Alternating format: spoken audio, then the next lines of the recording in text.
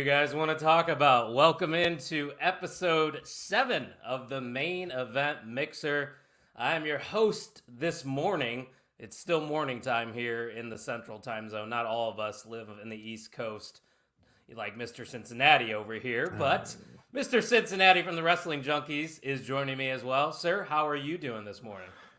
Well, I just paid my taxes, and my state refund was just about as much as I owed to the federal government. So, okay, I guess. I mean, it's fine. It's done. Is that hashtag lawyer problems? Because I got a decent amount of money back from the federal government here, I gotta say. That's just adulthood kicking a square in the. Yeah, okay. Doesn't that suck? Especially when you turn 26 and you got to get off your parents' insurance. What the hell's up with that bullshit? Yeah, it's fine. It could be worse. It's Saturday. The sun is out. I get to hang out with you. I've got a nicely cold high noon here. Let's talk some wrestling. Let's get happy here. Damn, I didn't know we were starting already. I guess I got to go grab a drink after this. I mean, you don't have to. It's just it is a mixer, so it's implied. I had one margarita last night, and I'm now at that age where it's like if I have a couple drinks or a really strong drink, your boy's gonna be feeling it the next morning. I'm not saying I'm hungover, but like a little fatigued. That's fair. Yeah, no, it's okay. It happens. I mean, hey, it's Saturday. I'll tell you what, though, SummerSlam weekend in Cleveland, Ohio. Oh yeah, it's on. It's a marathon. I'm going to be going at it every day with you guys. I can't wait for that. And be on the lookout, too, for the content. I know we're months away, but we're going to have to go to the think tank a little bit. Yeah. I think we're do some fun stuff. Absolutely. So, don't forget, guys, follow us on all of our socials at mainevent_net.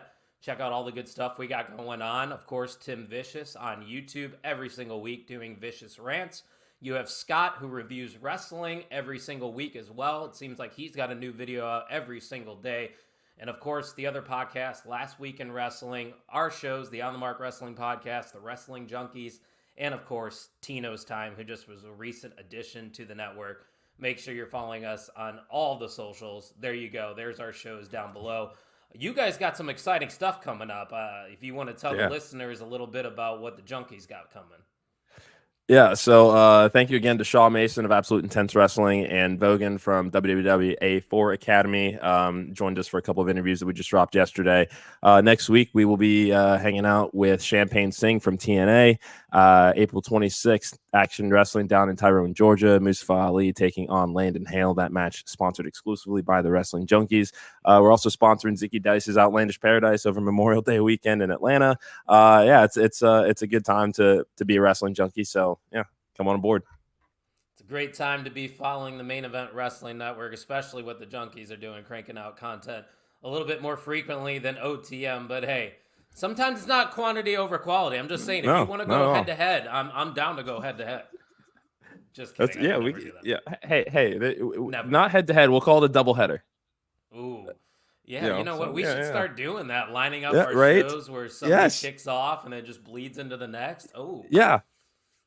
See? Come on. You got something. But hey, we got 12 people watching live right now. If you are watching, give us a like, retweet it if it's on X, share it with a friend, and join the conversation in the comments section. We'd love for you guys to interact. We're not going to hop around from topic to topic here, and I say we start with AEW. Of course, Dynamite had a lot of eyeballs on the show this week, mainly because of the released All-In footage that was to come, but I do want to talk about some positives before we get into some negatives, and that being the opening contest. The Cope Oakland continues as Adam Copeland took on Penta in what was a barn burner of a match. They went on for, I believe, 25 minutes, almost hit the time limit, but Adam Copeland was able to pick up the win. Mr. Cincinnati, I really, really enjoyed this one. I think this is the exact way that they should be using Adam Copeland in AEW.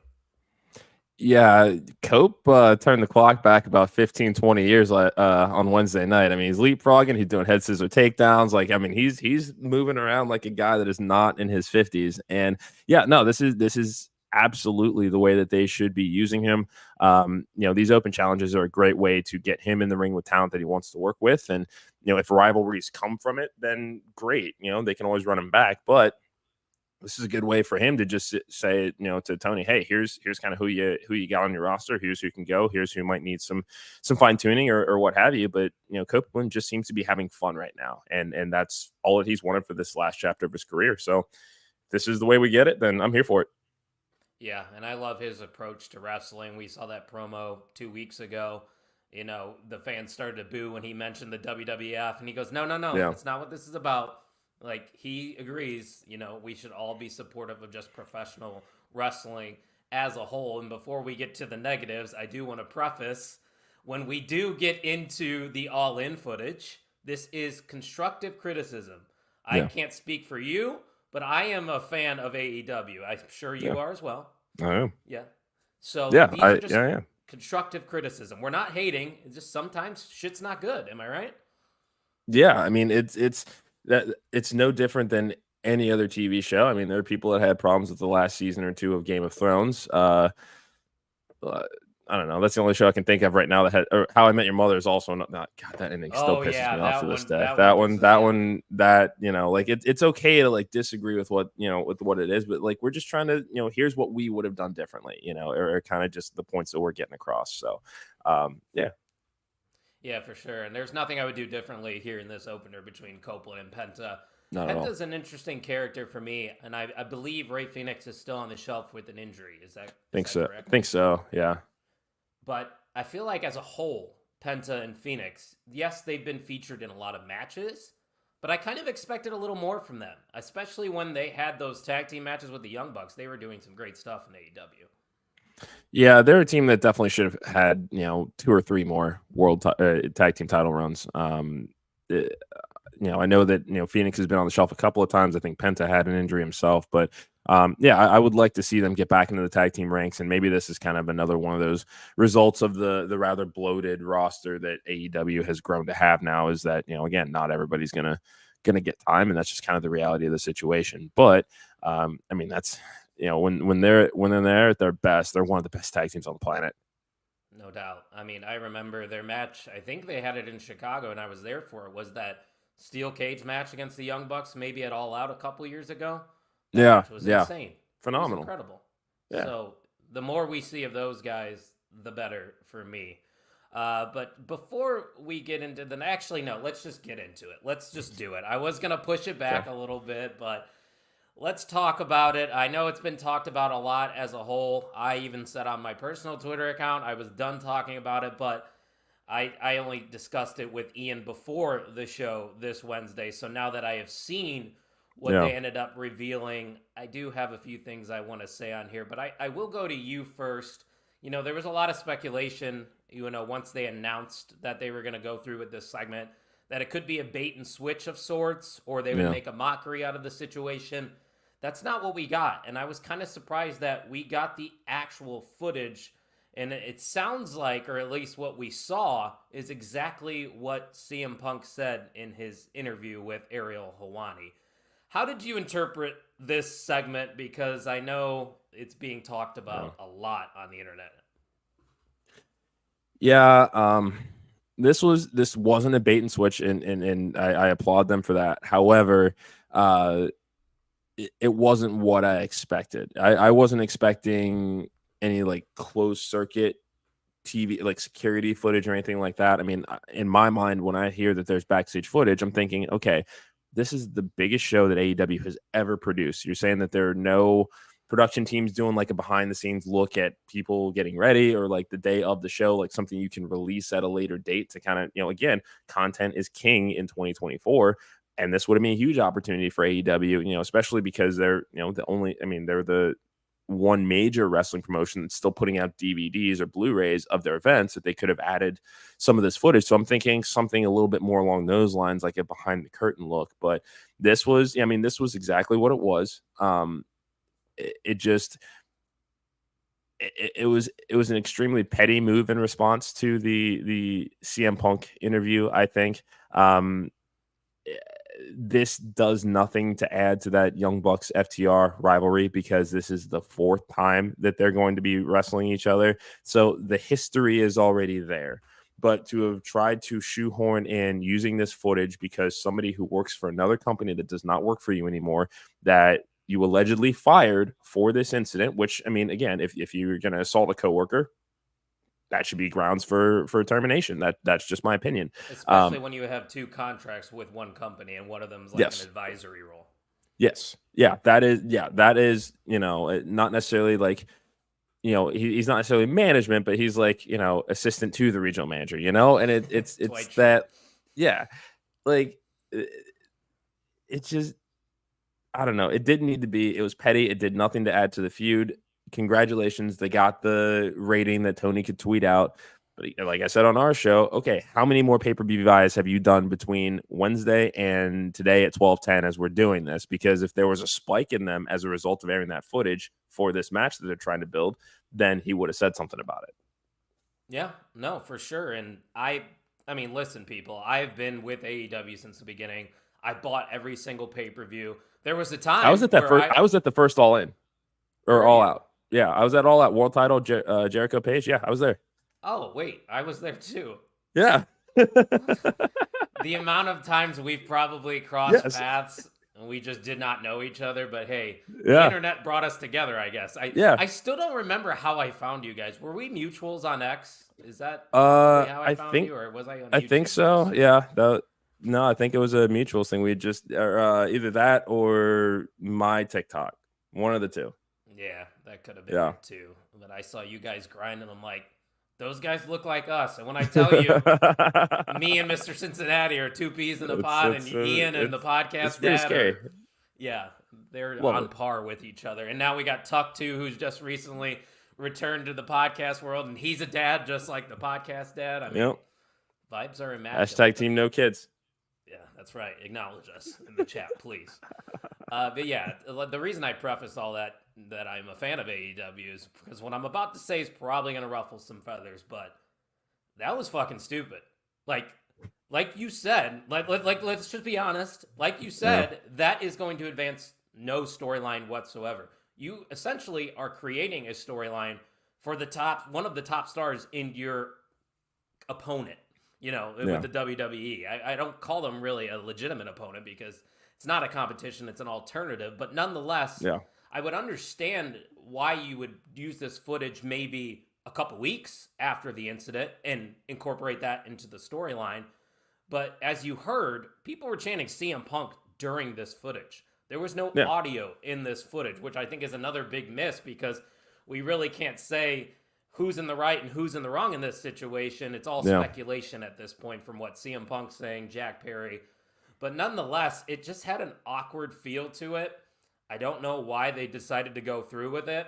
And if anything, I'm less interested now in AEW than I was before. And I don't think that's the mission that, they wanted to see coming out of this segment.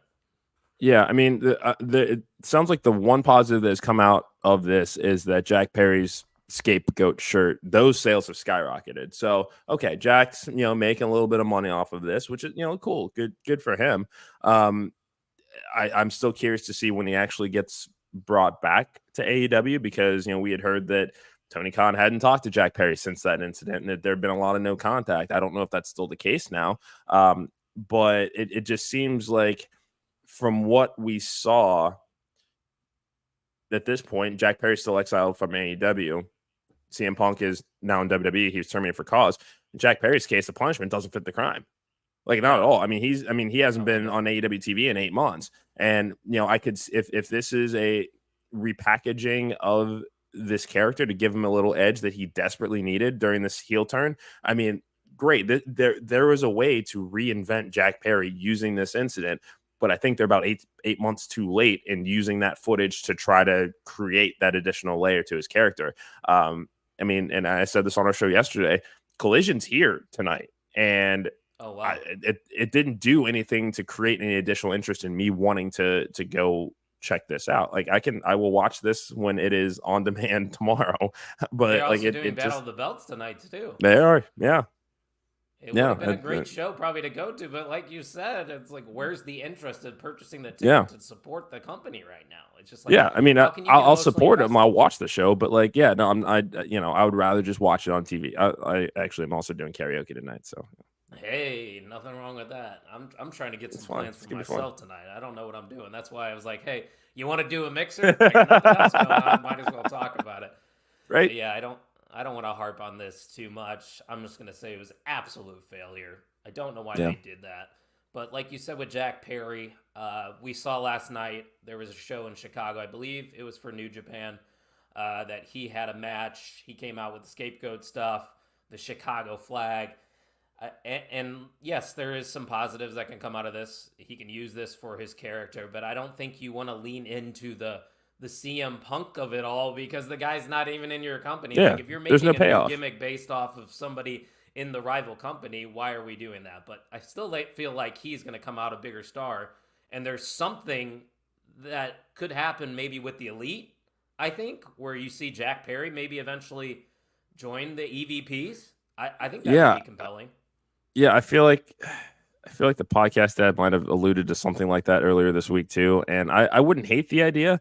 Um, especially with kind of this general snottiness that we're seeing from them now. I mean, I think that it would be an ideal fit and kind of a let's take you under our wing and kind of like, okay, like, the bad man can't hurt you anymore. That, they'll give off that kind of vibe. But yeah, I mean, I hope that, any metric that they can obtain from Dynasty that they do, because again, this was a calculated risk that, again, if it doesn't translate into dollars for this show or any additional interest in this show, what's it all been about? Especially because now the next day, anything related to that segment, that closed circuit footage is no longer in it. Their official YouTube Yeah. upload, that clip is not in there. And I'm not, I had heard rumblings that there might be, some European privacy laws that may be at issue there because again, this was an overseas show.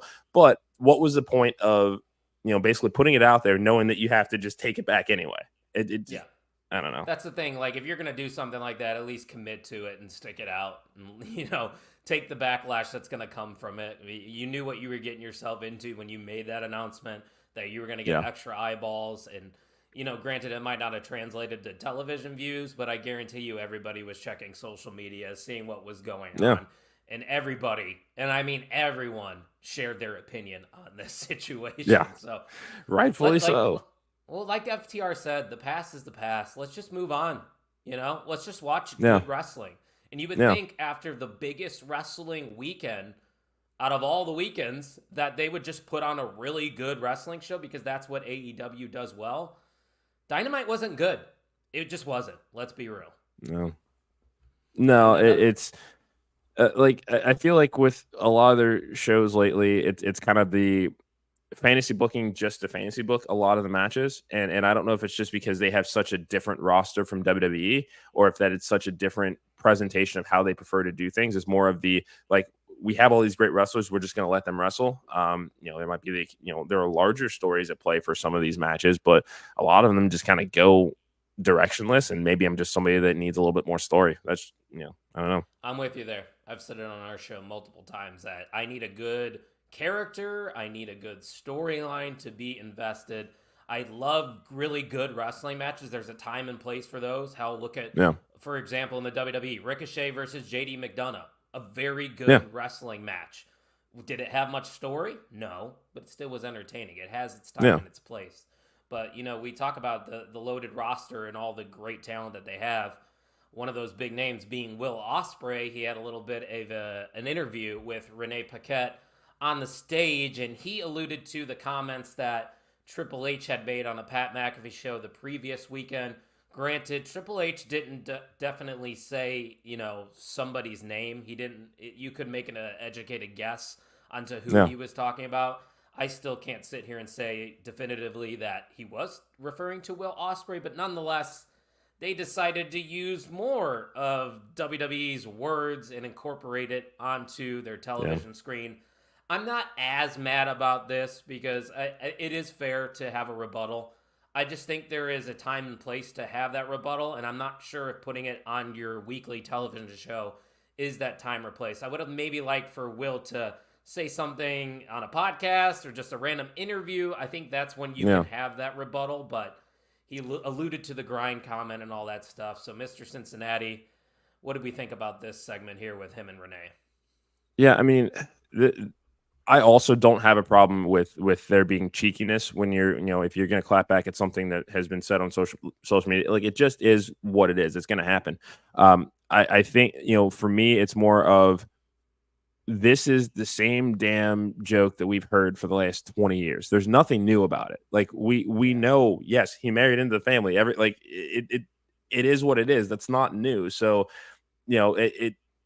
I think that if you are going to clap back, let's be a little bit more creative than that. And I love, and again, I'm wearing the man's shirt right now. I'm just saying that, just if you are gonna do it, like, come with something different.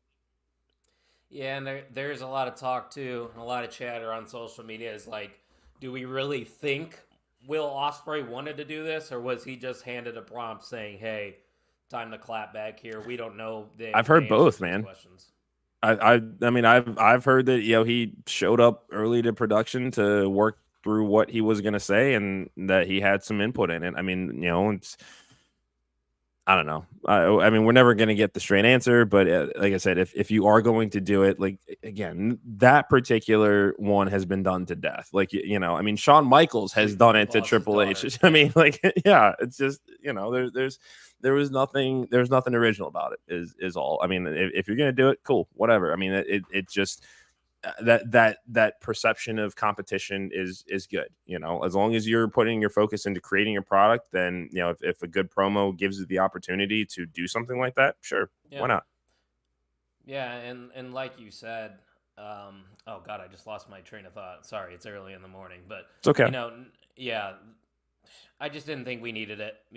I'm not mad about this one like I am the other segment, but yeah, no, Will Ospreay, we know how talented he is. I think we all would agree that he's somebody that's not scared of the grind. You know how much he's No. traveled worldwide and Yeah. put on 5-star matches with just about everybody in the country, and he's one of the best talents. But another way of viewing this is like, why would you say that when you eventually know there is going to be a time and place where you are a free agent? The money situation might not be where it needs to be in AEW. And Yeah. what if Triple H is petty about this whole situation? Granted, I don't think he would, because you've No. seen all the talent that have ended up coming back. I mean, hell, look at Yeah. Alundra Blaze. She tossed the title into a trash can in Yeah. WCW, and then they end up bringing her back and then inducting her into the Hall of Fame. But it just doesn't seem like a smart move for his future. And that's just my Yeah. I opinion. mean, sure. I mean, Triple H has been integral in a lot of these major returns to WWE. Bruno, Ultimate Warrior. I mean, the fact that he and CM Punk mended fences after the interview, the lawsuit, like, I mean, if that is possible, anything is possible at this point. And I'm trying to think, are there any other major names that we're kind of just waiting to, like, come back to the fold outside of CM Punk, and You're talking about from AEW to or WWE? like just in general? Yeah, yeah. Like, I think maybe the only other one I could think of is Mox, because of how See, I he don't think left. I that mean, one that's is. Yeah, like, you I don't don't think see it. Like, that. are you saying you don't see it as one where he might go back, or one where it wasn't that fractured of a relationship? A mixture of both. I mean, I just think Okay. he's an AEW guy now through and through. He's basically reinvented himself there. He's nothing like the Dean Ambrose we saw in WWE. He's a completely different guy. It's just he seems like a guy that would be loyal to his company. Maybe I'm wrong, because trust me, there is plenty of storylines that he could jump back into the Yeah. WWE that would be very compelling. But if there Let would me be let me ask you anybody, this though. yeah, go ahead. When the Shield music hit, was there even a slight part of you that thought, "Oh Yes, shit, like, is Mox actually, like, wait, what?" Like, so I there, think like, so exactly that just that little sliver, yeah.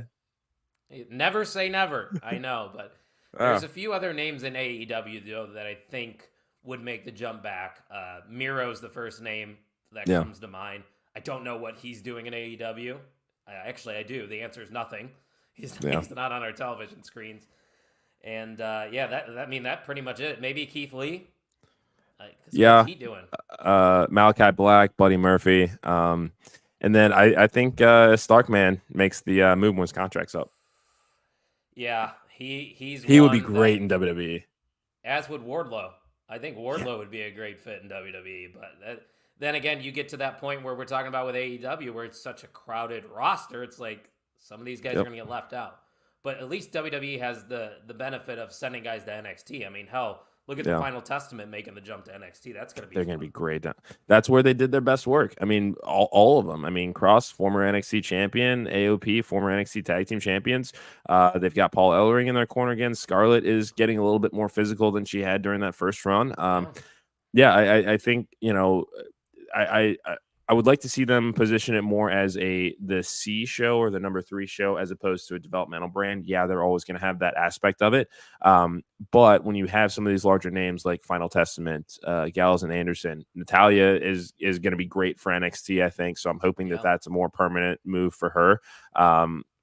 There's ways to use all 3 shows and to elevate and kind of send people away to reinvent, work on something new in front of a smaller audience and get them back over. I mean, think about, Finn Balor, because he was the first like kind of big name to go back to NXT. I was like, oh shit, like this is okay. This is different. Never seen this before. And it worked because he's not the smiley, happy Irishman babyface anymore. And this was much better, and it's working for him with Judgment Day right now. And who knows? He's probably going to be mixing up with Damian for that world title at some point by the end of the year.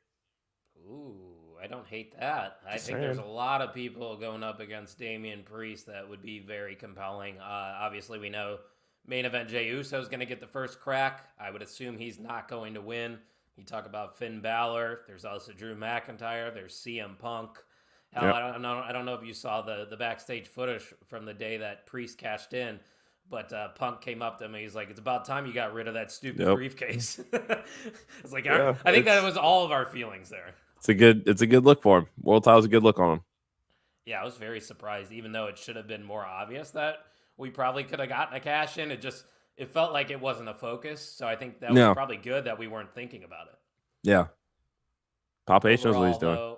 Overall, I think we should, collectively as a whole, move on from anything that happened this week with AEW. Hopefully, they just get back to doing what they do well, and that's great in-ring professional wrestling. Hell, they have a great card coming up for AEW Dynasty, so hopefully they can get back on track next week. But let's pivot on over to Friday Night SmackDown. It was a very entertaining show. I wasn't live for the first hour. Thankfully, your text didn't spoil anything for me. I mean, there were tea leaves there. I almost was able to put it together, but I didn't see what we eventually are going to talk about coming. But let's start here with the 2 triple threat matches that we saw.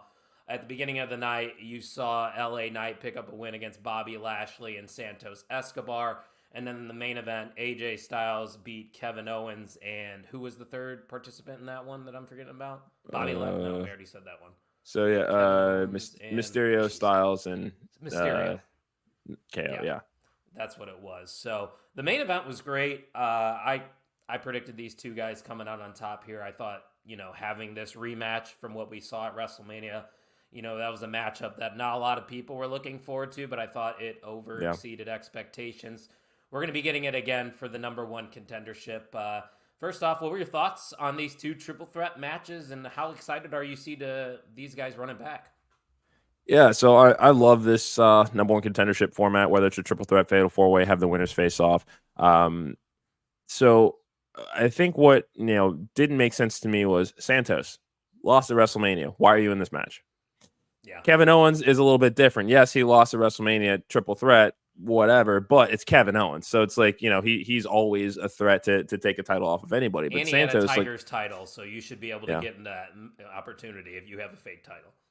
Yeah, right. Is that all? Okay, so I can go cash this in right now for the real one, or yeah? Okay, cool. Next. Yeah, I'll be back. I'll see you later. But these matches were cool. As far as the rematch we're getting with LA Knight and AJ Styles, I hope that everybody that did not like the idea of LA Knight versus AJ Styles at WrestleMania is breathing a collective sigh of relief here, because a lot of people want to see him in the United States title picture with Logan Paul, but here he is running it back with his WrestleMania opponent for a chance to go to Backlash for the world title. So I hope that, everybody's breathing a little bit easier right now. I like the idea of AJ Styles as a first opponent for Cody Rhodes. Love the idea of this. This is going to be, I mean, as far as just a one-off pay-per-view build with 3 weeks to go, AJ Styles is the guy for this. So I'm looking forward to this match. I'm hoping that Styles gets the win here, because then they're knotted up and they can get one more out of it. Maybe we'll see these two in Money in the Bank in July. There's a lot to like about this as far as a short-term program. Two former Bullet Club members going up against it for the biggest prize in wrestling. Let's do it. Yeah, and I think it justifies LA Knight's win at WrestleMania. There might have been people that didn't want LA Knight to win, but I think it makes a lot of sense when you were setting up this rematch for a couple weeks down the road for a shot at Cody Rhodes' title. Now, like you said, Styles can get that win back, and then eventually I'm sure we will get a grudge match. Maybe you can do that at a SummerSlam, or hell, you do it at a Clash at the Castle, because that's a couple months. Let's save it for SummerSlam. Let's just have all the matches at SummerSlam. I have a better idea. I have a better idea for LA Knight. We've talked about it too. We thought it could have been a possibility at WrestleMania, and I've even had people tweeting back to me, I want to see LA Knight versus Logan Paul. I think that's the matchup that we should get at SummerSlam for the U.S. title. That'd be cool. That LA Knight pop in Detroit last year was insane. They were in Detroit last night, and he got a big pop too. It might be Detroit. Might be a city. Detroit Knight. Hey. Yeah. It doesn't have a ring to it. I can't even abbreviate it either. So that's there fine. goes that. It's okay. I should have gone to Detroit. I have a buddy that lives in Detroit. I could have gone to last night's show. It was actually a good one, but yeah, it's a time, man. Whatever. But nonetheless, we are going to get a good one next week with Styles and Knight. I think we both are predicting AJ Styles to face off against Cody Rhodes. And like you said, you can't go wrong with AJ Styles being the first opponent. He's not going to win, but when's the last time we saw a bad AJ Styles match? I can't tell you. Yeah, especially with how he's saying that he's physically moving around these days, just generally sore all the time. Like, it's he's gonna be one of those guys that we're gonna look back and just say we were spoiled. There's nobody like AJ Styles. And there's, of course, going to be people like myself that would have wished maybe a couple years before we could have got AJ in a longer run of his prime, but he's still really good. He's accomplished, I think, pretty much everything the WWE, right? I don't know if he's a Grand Slam, but I don't think he's won the IC title, but he's won everything else. Yeah. I mean, it's a Hall of Fame career there. I mean, and it's hard to believe it's only been 8 years. It feels like no time at all, but then also feels like he's been around forever, I'll never forget that Royal Rumble debut. Everybody's like sitting there waiting, and then you see Phenomenal come up on the Tron. Oh, what a moment that was, Mr. Cincinnati. Right. Man, wrestling's great.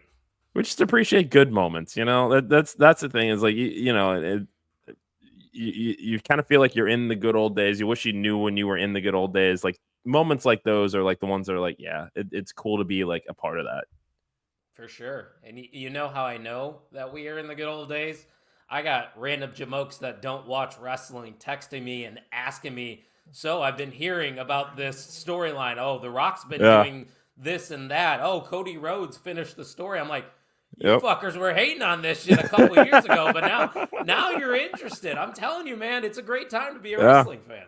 It really is. It just, man, wrestling is the best. And when everybody just kind of sits back and just enjoys it for what it is, it's not to say that you can't be critical, just be constructively critical about it. Like, it's pretty easy concept. Yeah.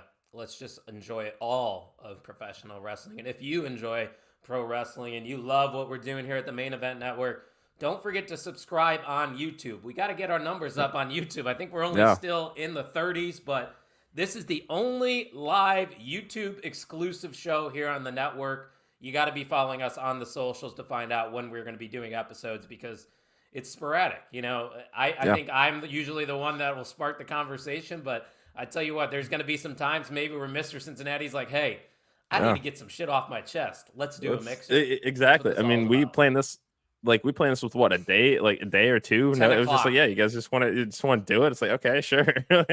I got nothing going on last night. Yeah, we got nothing better to do. We don't got kids like those other jabronis that we hang out with. Did I say that on the air? Are they watching? You did say that on the. It's even if they are. Hi, Chris. Yeah. Hi, Tuck. Hi, Ian. Ian doesn't want to hang out with me anymore. I invited him to go bowling tonight, and he didn't. He barely answers in the damn group chat either. He acts like he's so busy. Yeah, and I think he's just, he's relatively young still, and he's just getting into the real world work grind and everything. And I remember my first couple years. I don't know if you were like this too, but I was like, man, is this really what life is now? Is just working It's 5 days a week? I just have one question for Ian, and I'm gonna make sure I look into the camera for this. Think you're better than me? That it? Wow. Because you're not. I'm just kidding. He is. No, he's not. I saw that clip that you guys ran on the Junkies podcast. His moment was my second favorite WrestleMania moment. That was a good choice by him. Kofi Mania. It still doesn't beat HBK Taker 1. It just doesn't. Damn, I wish I was a fan around that time. I missed the boat on that, but I mean, obviously I have watched it. But yeah, I think that was 2 WrestleManias before I started watching because my first one was 28. Okay, I like it. So some other exciting things went down last night on SmackDown. A lot of us didn't see this one coming. I talked about it on X. I said, just when you thought the Bloodline story was over, we are only in the 5th inning. We are just getting over the hump. We have a segment with Solo Sikoa, Jimmy Uso, and the wise man Paul Heyman. And they talked about how losses have consequences. Solo Sikoa would approach his brother Jimmy, embrace in a hug that would turn into a surprise attack in the WWE debut of Tama Tonga. We saw a couple months ago the rumors of him potentially coming to WWE. People speculated, will he align with his Bullet Club buddy AJ Styles or Finn Balor?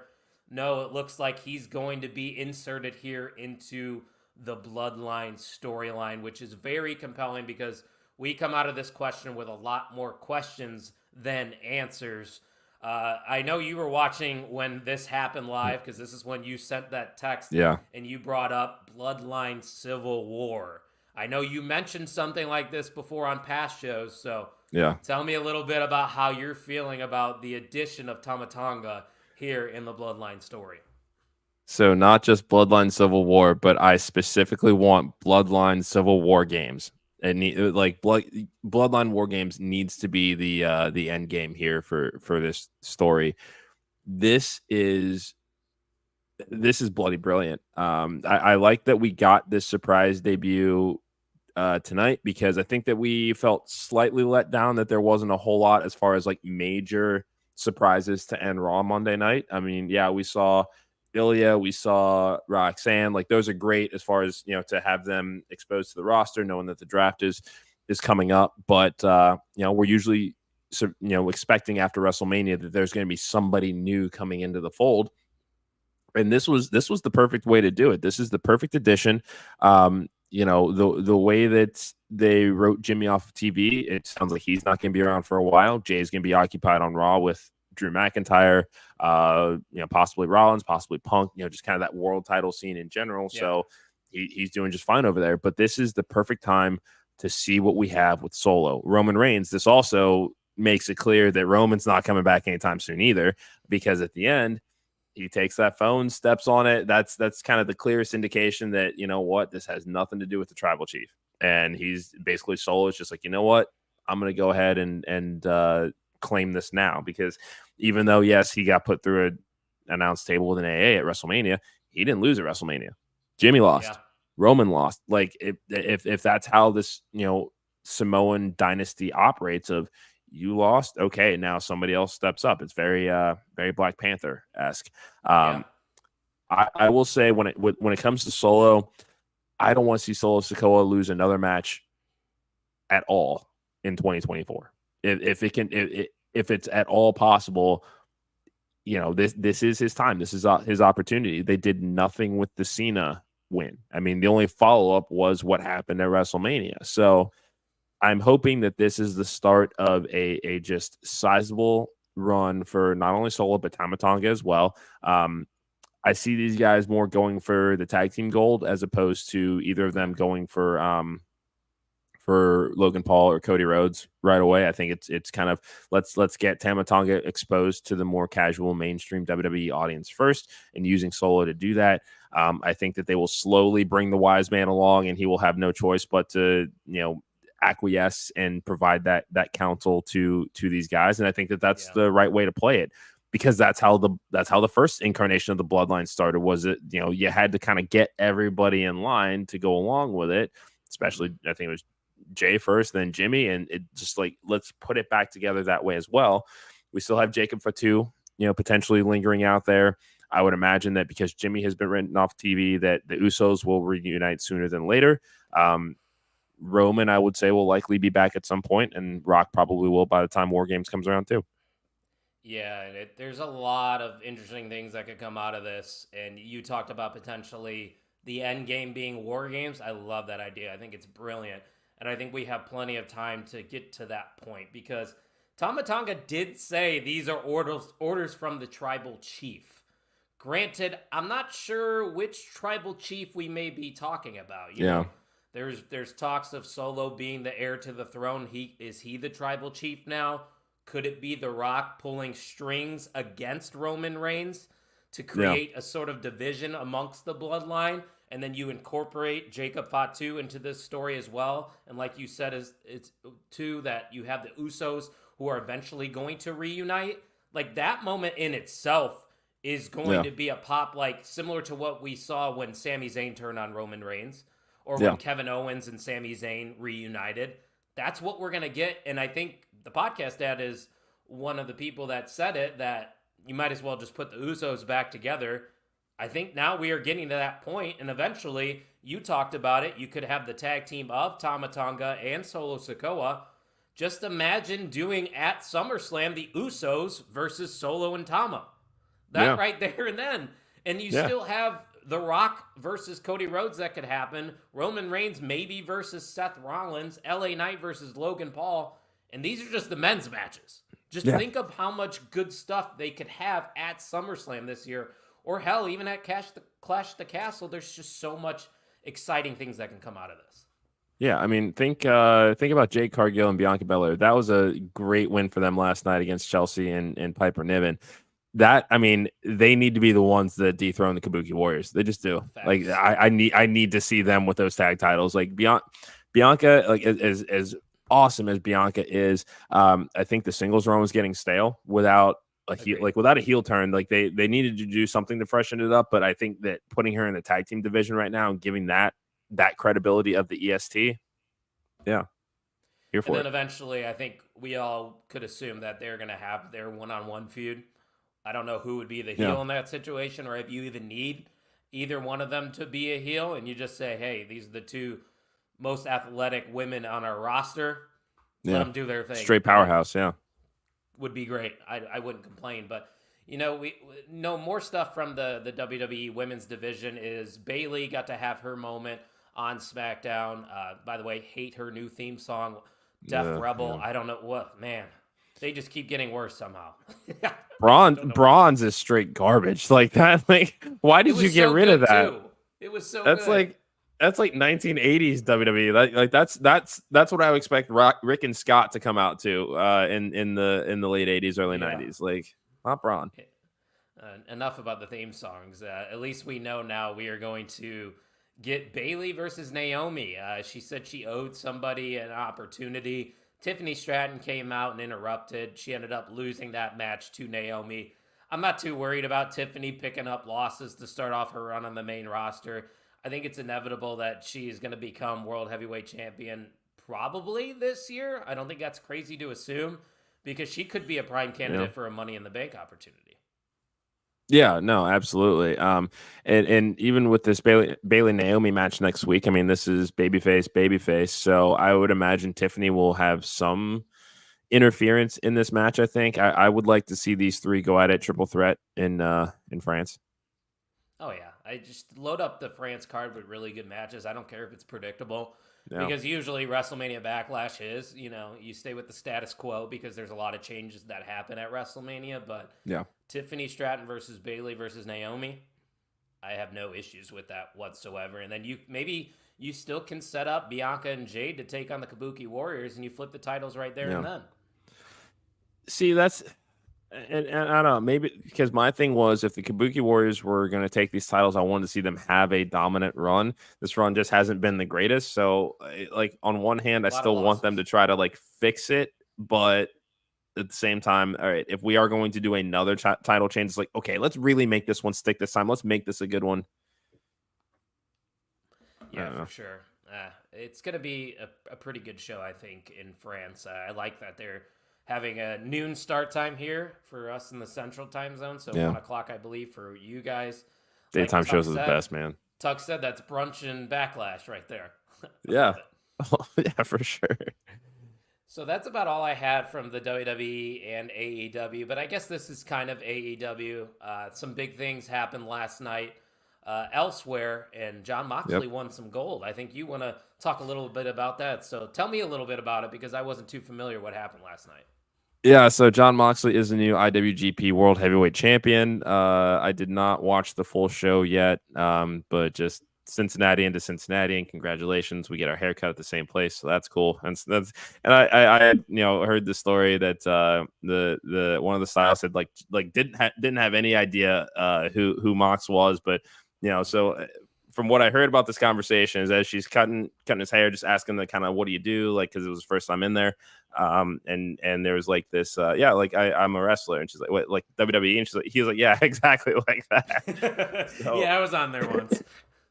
Yeah, but no, it's just cool that Mox, continues to reinvent himself. We talked about this before we went live. Like, I mean, this has probably been the best run of his career so far. And dude, I mean, one of the few people that can say he's been AEW champion, WWE champion, and IWGP World Heavyweight Champion. I mean, that's rarefied air. That is a big deal. So yeah, like you said, best run for Jon Moxley so far in his career. I would agree with you there. Congrats to him for winning some gold once again. But there was another interesting, I forgot who was the other person, but Cody talked about it last night that there's only 2 people to hold the WWE World Championship and the NWA Championship. Oh, it was AJ Styles, I think. AJ Styles is probably the guy. He said there's only 2 people to ever do it, and I think it was AJ Styles. I could be wrong on that. I don't know if anybody in the comments knows what I'm talking about, but I'm just rambling at this point because we are reaching the end of Main Event Mixer episode 7. Mr. Cincinnati, once again, thank you for joining me. You got any final remarks before we sign off? Make sure to follow at Junkies Pod. Join our community. We just love talking wrestling with good people. So hope to see you in the chats. We'll be back Monday at 6:30 with our fresh batch of episodes for the week. Let's just be cool to everybody. Yeah, we're all gonna move on. So last you're gonna hear about the AEW bullcrap that was happening this Wednesday on Dynamite. I promise you guys that. At least from us. I can't guarantee you everybody else in the network's gonna oblige. We're gonna do our best, but shit happens. Yeah. We all move on. So yeah, like you said, make sure you're following the Junkies Pod on all the socials. You see right there on the screen. Give my show a follow as well, at Pod on the Mark on all social media accounts. We are live usually every Thursday, and I believe next week we are going to be talking about AEW Dynasty that is happening next weekend. But also don't forget, check out all the Main Event Network stuff on the socials at mainevent_net. So you can keep up with all the stuff that we have going on, and go to the onthemarkwrestlingpodcast.com. If you would like to support the network, get yourself some merch. We got some cool retro designs as well. So definitely check that out. And guys, appreciate you all checking us out, and we will talk to you next time on Main Event Mixer, episode 8. Cheers.